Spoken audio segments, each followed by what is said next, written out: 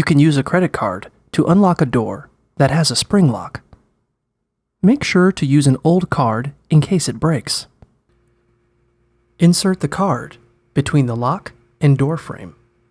Then, bend the card back to force the lock open.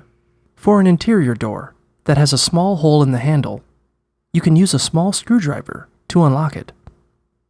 Just insert the screwdriver into the small hole and press the button on the inside of the handle with it to unlock the door.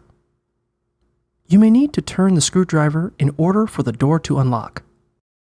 To unlock a door with a keyhole, you can pick the lock with 2 bobby pins.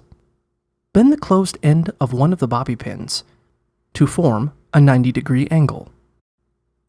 Bend the second bobby pin into a long, straight pick that bends up at one end. Insert the bent end of the first bobby pin into the bottom of the keyhole and turn it in the direction you turn the key in. Maintain pressure on the first bobby pin. Then insert the angled end of the second bobby pin into the top of the keyhole. Use the bobby pin to push up the pins inside of the lock one at a time. Once you push up all of the pins, the inner cylinder will turn and the door will unlock.